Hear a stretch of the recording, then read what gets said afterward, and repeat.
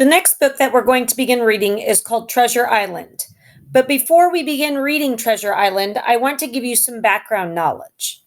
The first thing I want you to know about Treasure Island is that it is a type of adventure story. But the type of adventure story it is called a romance. Now, before you get all, ew, gross on me, know that a romance is not all about love, but it's about brave feats or acts of heroes, such as knights or explorers who strive for noble goals.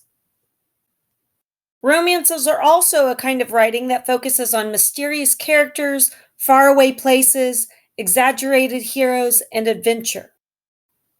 All of these things can be found in Treasure Island. Now, Treasure Island was written by Robert Louis Stevenson, pictured here. He was born in Edinburgh, Scotland. And for much of his life, he was a sick person. And so he traveled around frequently looking for a place that had a climate that would be good for his health. So at many different times in his life, he lived in many different places. This travel experience is reflected in the imaginative settings of Treasure Island. So to give you an idea of where this is taking place in the world, we live here in the United States. Stevenson was born in Scotland, which is here. If we zoom into that part of the world, we can see how close Edinburgh, Scotland, which is where Stevenson was born, is to Bristol, England, which is where Treasure Island takes place. Another important part of the map that you should know about is called the Spanish Main. The Spanish Main was the Spanish claimed lands along the northern coast of South America and in the Caribbean. So notice the vast distance between Bristol, England, and the Spanish Main. So you understand where this fell in history. Last year you studied about Vikings and them ruling the sea, and that happened between 790 and 1100. So that was almost 1,000 years ago. And then about 500 years ago, between the 1400s, the 1500s, and the 1600s, that was the age of exploration, when rulers of European countries sent explorers out to find new lands, like the New World, which was what America was, and to claim that land and riches for their homeland. So people were sent to various parts of the world for trading purposes.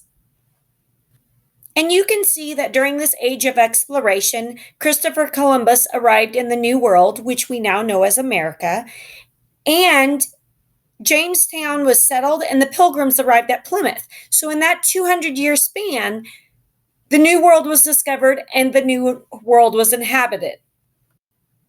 So because of all this claiming of the lands, by the 1700s, England was one of the most powerful countries in the world.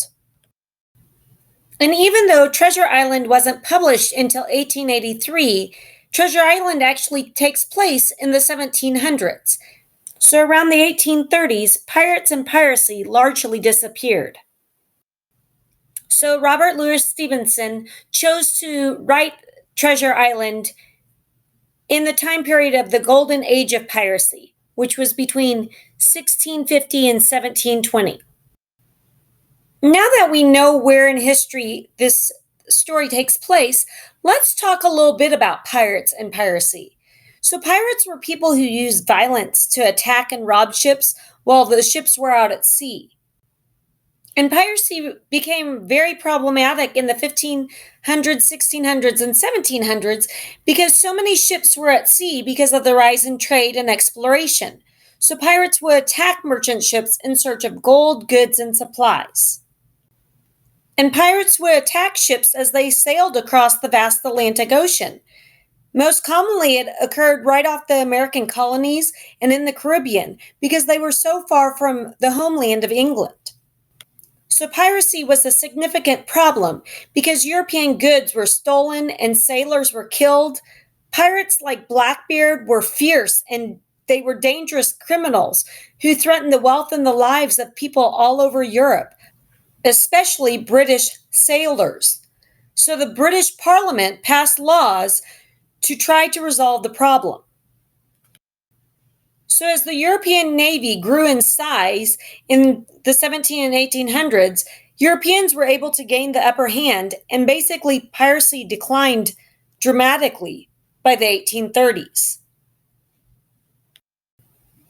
So that's why Robert Louis Stevenson chose to write Treasure Island in the time frame that he did, because by the time he was alive, piracy was basically gone. However, you should know that modern day pirates still exist and are active in some parts of the world today, like from this news article where it says pirates pull in big cash with big catch, put fish at risk. Modern day pirates are known for attacking large ships off the coast of Africa. Of course, the modern day pirates don't look like the pirates that we think back from stories like Treasure Island. So let's talk about the pirates from back in the age of piracy. There's actually not enough eyewitness accounts to be absolutely sure what pirates would have looked like, but we do know that pirates wore eye patches, and this was to keep one eye prepared for darkness at all times. So if he needed to duck below deck, he could easily switch the patch over to his other eye and instantly see in the dark. Also, a lot of times in books and movies, pirates are known for having exotic or unusual pets such as monkeys and parrots, but we're not actually sure that they kept these animals as pets. They were more likely souvenirs that they would use to sell once they got back home. Another thing that we tend to think about when we think about pirates are peg legs or a hook. Now, piracy was a dangerous job, and in fact, injuries were very frequent, and they could have included the loss of a limb. And in those cases, a hook or a peg might have been used to replace the lost limb, and it would have actually helped a wounded pirate. So, besides having knowledge on pirates and piracy, the other thing you need to know is that Treasure Island focuses on a sailing adventure, and many of the book's characters have experience and knowledge dealing with ships. So, in order to help you out here, I'm going to define and explain some key terms that you're going to need to know about sailing. A common vessel or ship like this one would have been known as a schooner. And if a sailor is talking about the fore, they're talking about towards the bow or the front of the ship. And if they're saying aft, they mean towards the stern or the back of the ship. If a sailor says something is starboard, that means it's to the right-hand side of the ship when facing the front of the ship. Or if they say it's towards the port, that means it's to the left-hand side of the ship when facing the front of the ship. The top level of the ship included the mast and the sails. The masts are the tall poles that hold the sails. Notice there are two in this diagram. And the sails are the pieces of fabric that used to catch the wind to help the ship move through the water. The main level included the main deck. This was the open air area of the ship, and many people had different places that they would work on the main deck. There was also a lower level of the deck, which included the hold, the galley, the captain's chambers, and the berths. The hold was a storage space below the main part of the deck where goods and supplies would be kept. The kitchen, also known as the galley, was also located below deck. The captain's cabin, which was kind of like the captain's office, was located at the stern, which remember is at the back of the ship. This would have also included the captain's sleeping quarters. And the last place below the deck were the berths, or the living quarters. This is where the crew slept, normally in canvas hammocks. It's also where the saying, "Good night, sleep tight" comes from, because you would hope that your ropes would be tight and not allow you to drag on the floor. We will begin reading Treasure Island tomorrow. Feel free to follow along on the PDF copy inside our Google Classroom.